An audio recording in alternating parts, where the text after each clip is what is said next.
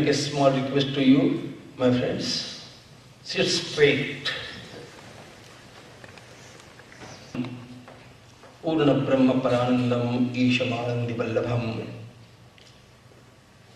Prapanna Parijataya Totra Vitraika Panaye Jnana Mudraya Krishnaya Geetam Taduhe Namaha Madhuri Rasakallolam Shiva Shaktyeka Rupini Amrutanubhavarthaya Vande Jnanesha Nandini Samartha Shankaracharya Vivekananda Evacha Etesham Smaranan Nityam Avirbhavati Paurusham.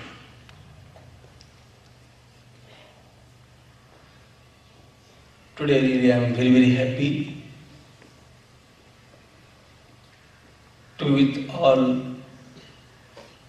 my small friends. The first thought that came to my mind when I sat here was, alas, I am here on the dais. I should have been there in your row.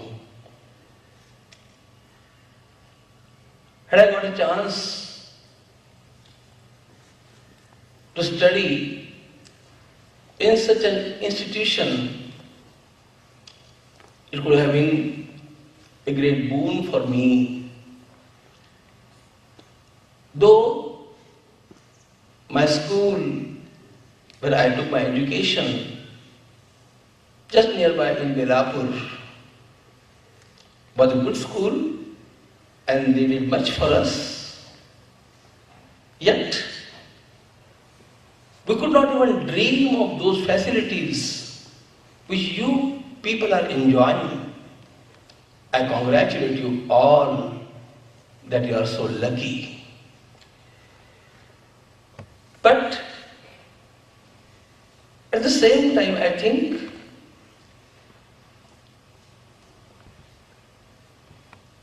what is the name of your academy? Dhruva Academy.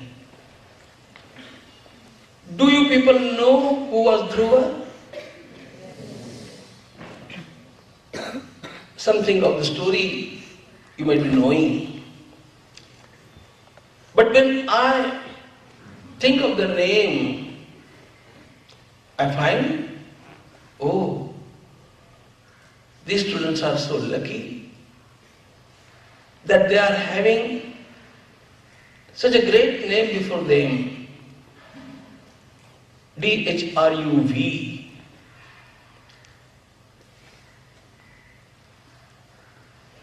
What do we understand by these syllables?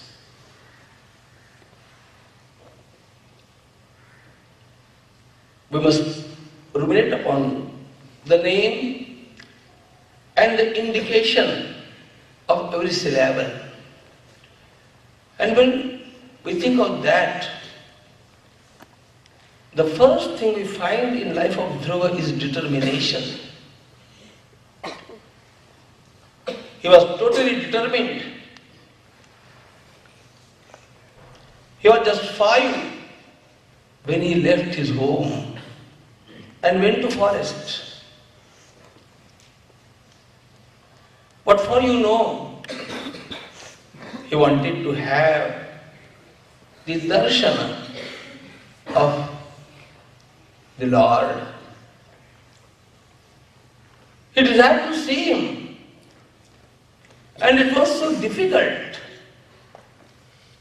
You know, the great Guru Devarshi Narad Ji, he asked him to return. Oh boy, it's very difficult. In this life, you may have the darshan or you may not. Where shall you live? What shall you eat? Where shall you sleep? And are you not afraid of the forest creatures?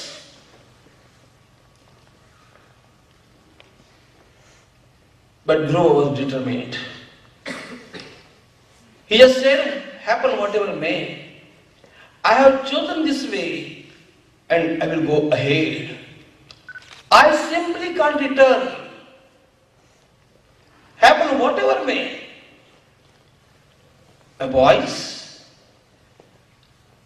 this determination is the first thing required in life if we want to be successful. There were so many fears, but he did not move, he did not bend. So many times there are so many favors also. You might have heard of Nachiketa in Katha Upanishad. Yamaraj told him, "Oh Nachiketa, have anything from me. I can give you plenty of wealth and all the facilities, and as long life as you desire. But don't ask the question of self-knowledge, Atma-jnana. Imarama sartha saturiya nahi drisha lambaniya manushyayi abhir martatta viparicharayasva nachiketo manu prakshi." Don't ask the question of self-realization. I can give you anything else you require. Take it from me. And mind well, these luxuries are not available for worldly people. It's only I that can give.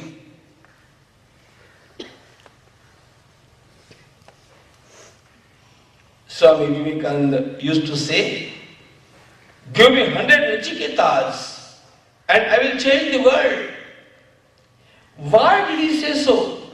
Just because when Yamaraj tried to persuade Nachiketa,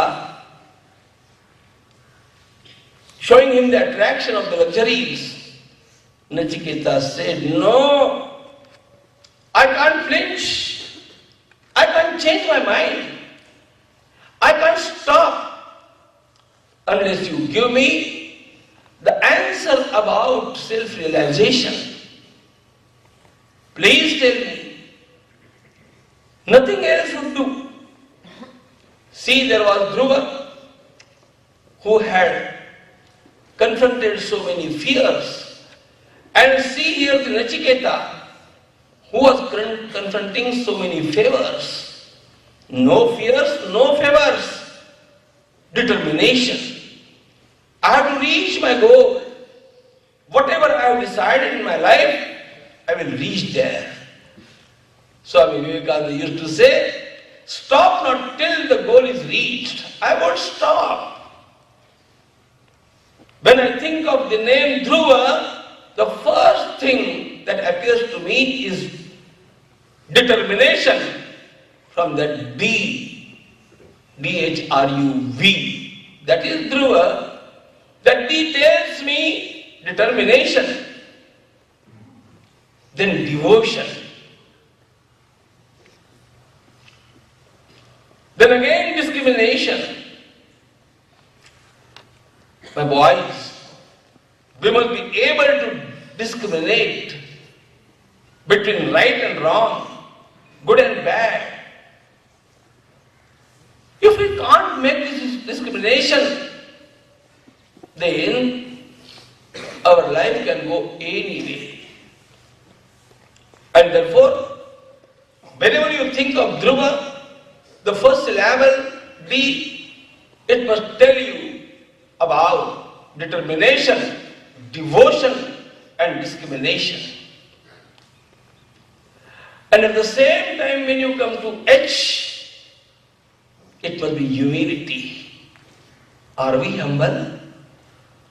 Even after being great, Swami Vivekananda was very, very humble. when he came to his mother, after so many years, he did not just go down. He kept his head in her lap and said, people may call me great, but I am your kid. I am your boy. And I am finding rest here.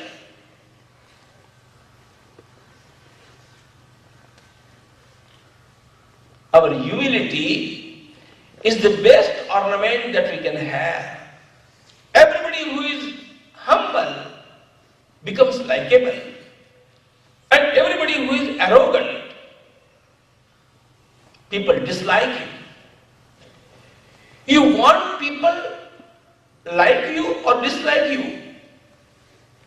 How do you think? Thanks.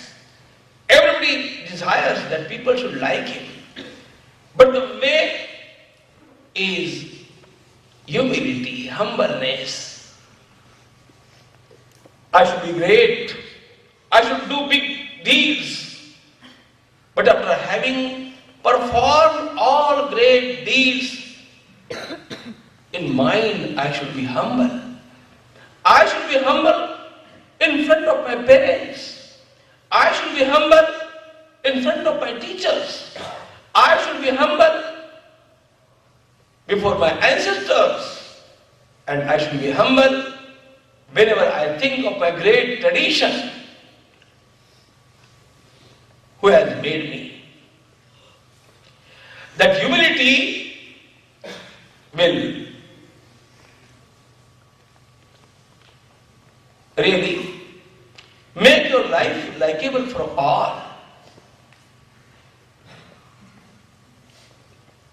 It also denotes habits. And habits are such a thing which make your life. You think habits make our nature. Habits make our life. They either make our life or they mar our life. If we have good habits, our life automatically becomes great. If we don't have, and by chance we fall in some bad habit, that will destroy my life. And therefore, we must be aware of our habits. And my voice, the third syllable is R. How much you read, just think.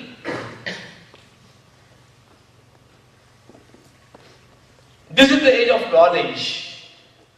And the way of picking up the jewels of knowledge is reading. You will become voracious readers. Which friends you like most? Please think in the mind. All great people in the world, they made friendship with their books. One great poet said, my never failing friends are they. My never failing friends are they with whom I converse day by day. Books are our real friends. Whenever you have a time, see, so many times friends kill our time. Our time is wasted. It's leaked. We have got limited time. Every successful person and a failure, the God has given one thing in common. Everybody has got only 24 hours a day. Neither less nor more. How we manage these 24 hours?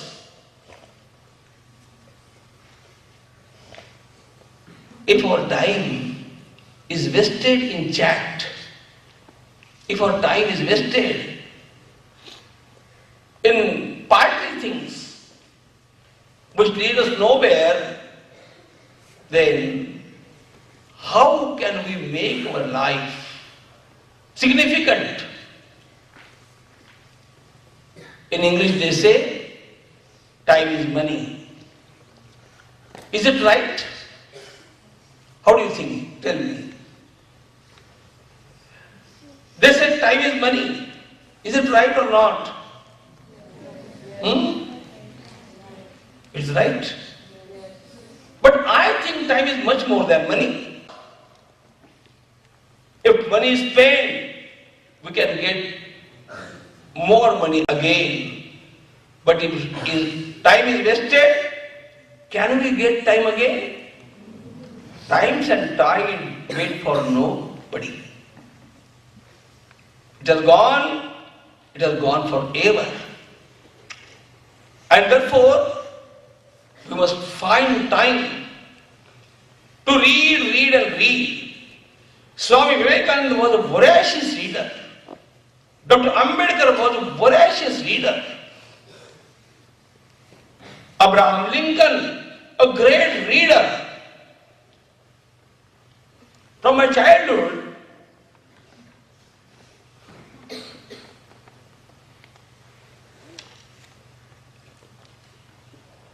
I have loved one sentence very much.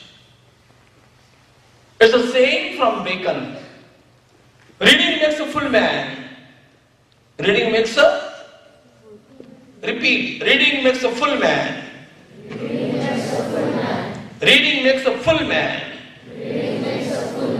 Writing an exact man. Writing an exact man. And discussion a ready man. Discussion a ready man.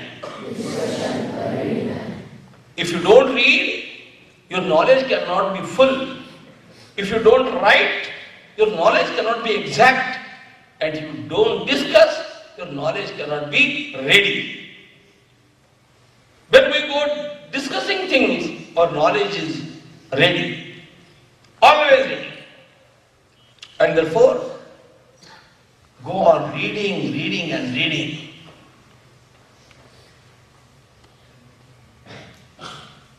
When can I read? All our timetable is in this way. No. You must walk some extra mile.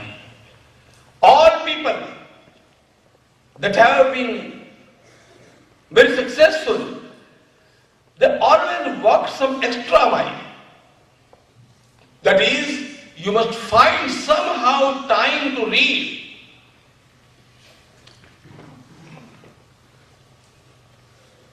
Four lines of English I have been loving from my childhood. The heights of great men reached and kept. The heights by great men reached and kept were not attained by sudden flights.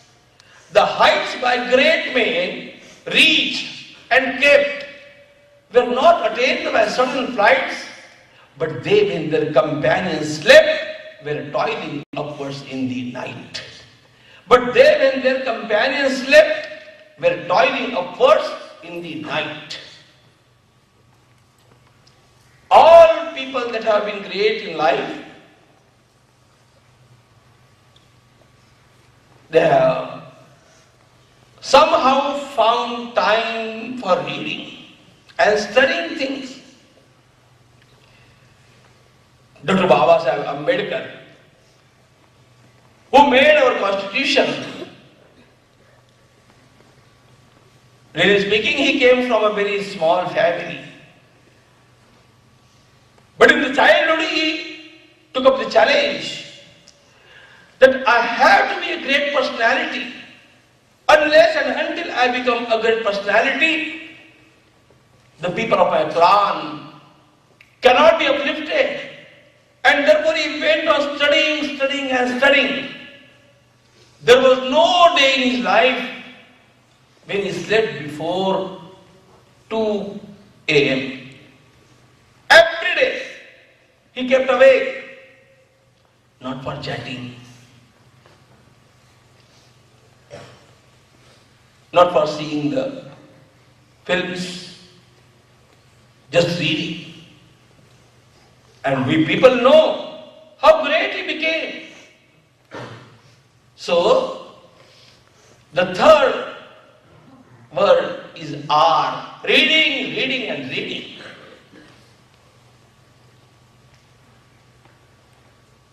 Then you must have an understanding heart. DHRU. You know the Christian saint Solomon? He every day made a prayer. Oh Lord, give me an understanding heart. Understanding heart. And that is the best prayer, I think. Do we understand? Do we try to understand each other? Do we try to understand our parents? Why they have spent so much of money and sent you people here? They have got some dreams. Staying here and enjoying facilities, and while studying, sometimes you must try to remember and understand the dreams of your parents. I know many of them would not have even afforded this. But yet, somehow they managed. No, my boy should go to Dhruva, have the best type of education. Oh, we shall adjust our things and our expenditures. Why did they do it? Just because they have got some dreams. They expect much of you. While studying, we must think of their dreams. We must try to understand their hearts. We people always complain that, oh, you don't understand me. You are not trying to understand me. It's fine. But we must ask ourselves whether we also are trying to understand others. The people here who have erected all this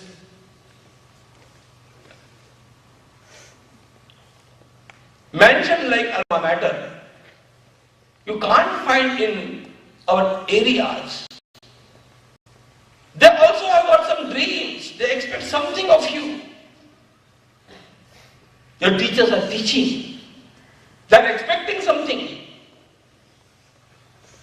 You must try to understand the dreams of your parents. You must try to understand the dreams of the board here, the dreams of your teachers.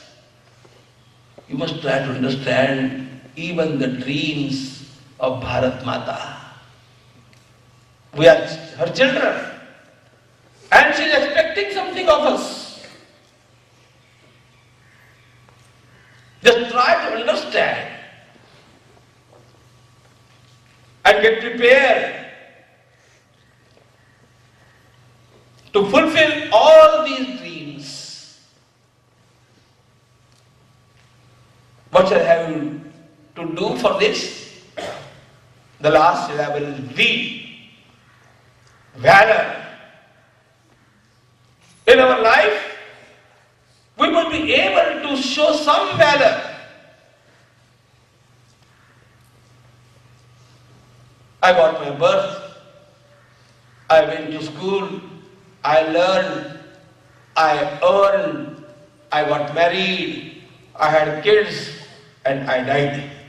This is the end of Solomon Grundy. You are not here to just become the Solomon Grundys.